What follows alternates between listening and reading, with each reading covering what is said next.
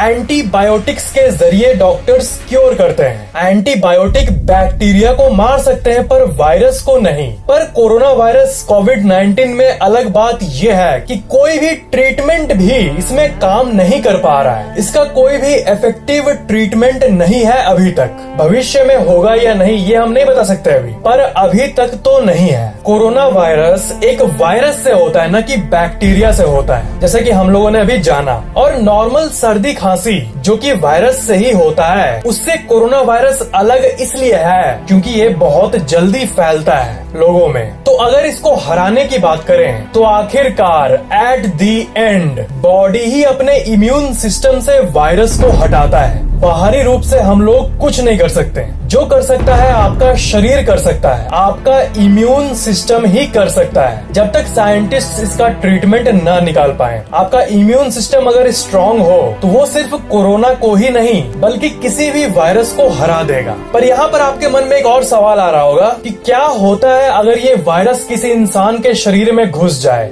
Virus कुछ और नहीं बल्कि सिर्फ एक गोल सा ऑब्जेक्ट होता है बेसिकली, जिसके अंदर जेनेटिक मटेरियल्स होते हैं और ये अपने आप को तभी मल्टीप्लाई कर सकते हैं जब ये किसी लिविंग बीइंग जैसे इंसान के अंदर जाए। वायरस निर्जीव चीजों जैसे प्लास्टिक या मेटल ऐसी चीजों के थ्रू भी ट्रांसफर हो सकती है, पर बाहरी सरफेसेस में ये कुछ घंटों तक ही जिंदा रह पाती है। और जब कोई वायरस को लिविंग होस्ट मिलता है, जैसे मान लो अगर किसी इंसान के लंग तक ये पहुंच जाए, तब ये अपने आप को मल्टीप्लाई करना शुरू कर देता है। आपके फेफड़ों में अरबों एपिथेलियल सेल्स होते हैं, तो कोरोना वायरस आपके मुंह या फिर आपके नाक के थ्रू एंटर करके आपके एपिथेलियल सेल्स में एक स्पेसिफिक रिसेप्टर से अटैच होकर अपने जेनेटिक मटेरियल को आपके सेल्स के अंदर इंजेक्ट कर देता है और वो सेल उस वायरस के जेनेटिक कोड को एग्जीक्यूट कर देता है और वो वायरस मल्टीप्लाई होने लगता है, फैलने लगता है सेल के अंदर ही।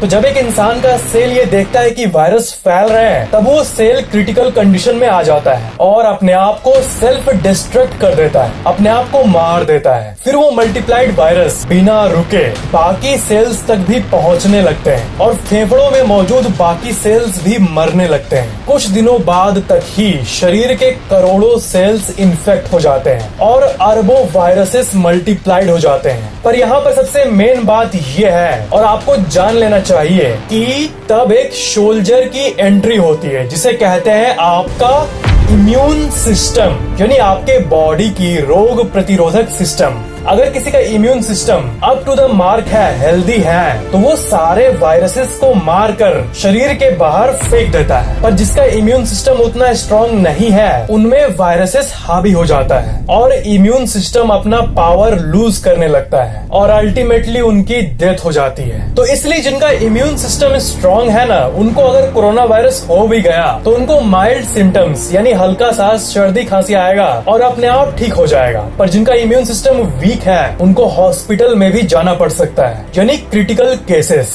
पर ज्यादातर केसेस में, मेजॉरिटी ऑफ द केसेस में पेशेंट्स ठीक हो जाते हैं और ज्यादातर लोग जो अभी तक कोरोना वायरस से मरे हैं, उनमें से ज्यादातर लोग ओल्ड एज्ड यानी बूढ़े लोग हैं, बुजुर्ग हैं। जैसा कि इस चार्ट में आप देख सकते हो, 30 साल की उम्र तक के लोगों में जिनको कोरोना होता है, उनमें से लगभग 0.2% लोगों की ही डेथ हुई है। यानी 30 साल की उम्र तक की अगर बात करें तो अगर 1000 लोग जो कि इन्फेक्ट हुए हैं, उनमें से 998 लोगों का इम्यून सिस्टम उन्हें ठीक कर देता है और 2 लोग ऐसे होते हैं जो कि मर जाते हैं। पर ओल्ड एज लोगों की बात करें, बुजुर्गों की बात करें, तो उनमें ये परसेंटेज ज्यादा है क्योंकि बुजुर्ग लोगों का इम्यून सिस्टम वीक होता है ऑब्वियसली। पर इसका मतलब ये नहीं कि हम यंग लोगों को सेफ्टी प्रिकॉशंस नहीं लेने होंगे। भले ही आपको ये लगे कि आपका इम्यून सिस्टम बहुत स्ट्रांग है, भले ही आप यंग हो, पर क्योंकि ये वायरस न्यू है, नोवेल है, तो जब तक साइंटिस्ट्स इसके कंफर्म्ड प्रॉपर्टीज को किसी रिसर्च में नहीं बता देते हैं और इस वायरस के बारे में सब कुछ नहीं जान लेते हैं, तब तक आप जितना सेफ्टी प्रिकॉशंस का पालन कर पाओ उतना करो।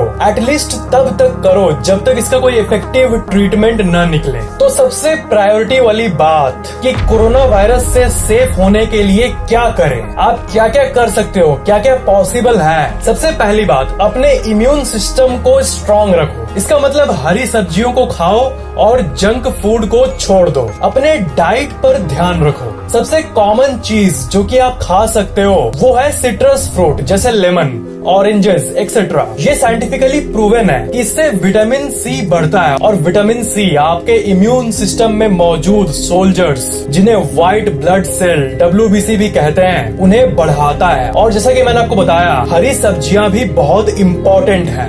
और दूसरी बेस्ट चीज जो कि आप कर सकते हो वो है वॉश योर हैंड्स।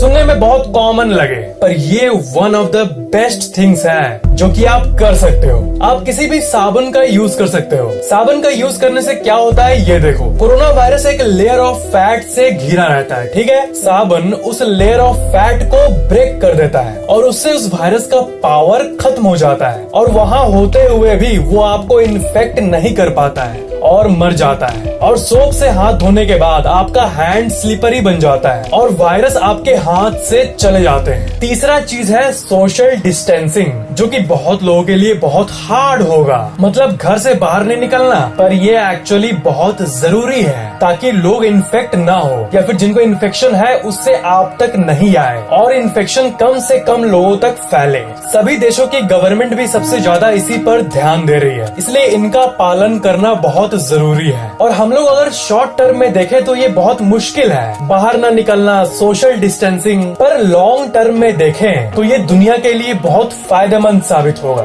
इसीलिए जब तक ये कोरोना वायरस का कोई इफेक्टिव ट्रीटमेंट न निकले, तब तक आप ये तीनों काम कर सकते हो, वो भी एकदम कॉन्शियसली। कोरोना वायरस को न फैलाने का पावर रियली आप ही के हाथों में है, और मेरे ख्याल से जल्द ही इसका इफेक्टिव ट्रीटमेंट आ ही जाएगा। दुनिया भर के रिसर्चर्स इसी में लगे हुए हैं, इसीलिए सेफ रहो, हेल्दी खाना खाओ और अपने इम्यून सिस्टम की पावर को बढ़ाओ। आप मेडिटेशन, योगा और प्राणायाम भी कर सकते हो इम्यून सिस्टम को बूस्ट करने के लिए। अपने हाथों को साबुन से धोते रहो एटलीस्ट हर कुछ घंटों में। जो देश की गवर्नमेंट बोल रही है उसे मानो, और अगर जनता मिलकर माने तो बहुत कुछ हो सकता है। और 22 मार्च 2020 को जो इंडिया में जनता कर्फ्यू था, उसे देखकर, उसके सीन को देखकर ये एक्चुअली में फील होता है कि इंडिया में कितनी ताकत और यूनिटी है लोगों में। मैं आपको रिक्वेस्ट करूंगा कि इस वीडियो को शेयर जरूर कीजिएगा ताकि लोगों को ये टू द पॉइंट और यूजफुल जानकारी पहुंच पाए। Thank you so much for watching this video.